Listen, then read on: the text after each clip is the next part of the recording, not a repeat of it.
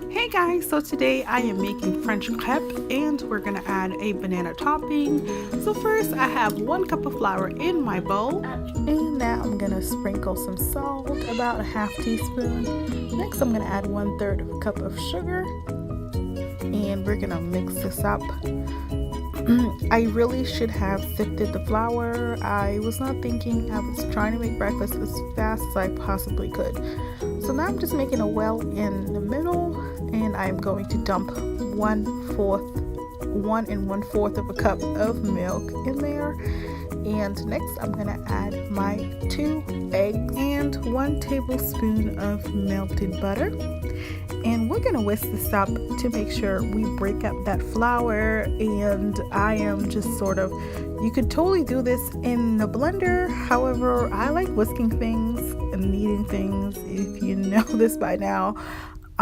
So you just whisk it up. I still had a few clumps. However, the batter was not perfect, but this was quick. Again, if you want to avoid those mini little clumps, you can totally sift your flour or use a blender to do this before. And now for my final touch, I am just adding some lemon zest. You can add orange zest or lime zest. I just really like the color of lemon zest, and I'm just adding half of a big lemon zest. And here I'm just melting 1 tablespoon of butter, and I'm adding some bananas that I'm just cutting up as I'm going through it. We're gonna make the banana topping now. So this is gonna be like a play on banana foster dish. Now we're just gonna add some fleur d'oranger, and this will just add a nice flavor. In my ginger video, I posted a link to where you can get that fleur d'oranger. And next I'm gonna add some sugar, and we're gonna let this sort of caramelize for like a minute. You want to move fast here because I don't know about you guys, but I hate mushy bananas. It's kind of weird. I'm cooking them down, but I don't want them to mush up.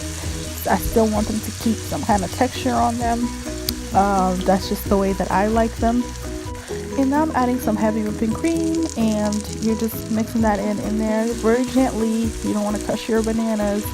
And next I'm going to add some brown sugar. We're just going to sprinkle some on top, and we're going to set this aside. You don't want to, it will continue cooking as it sits, so you don't want to burn this mixture.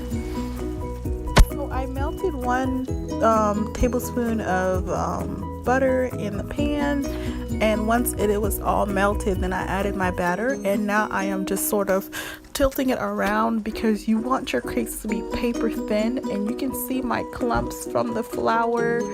This is why I said earlier you should sift your flour.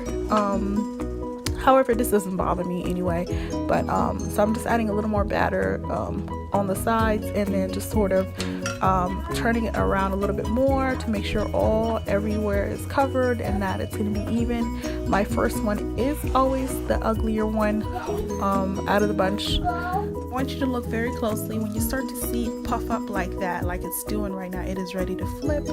And when you flip it over, you have nice crispy edges, and it's still very nice and soft. And I'm just tapping it around just to show you guys the texture, that it is really thin like paper.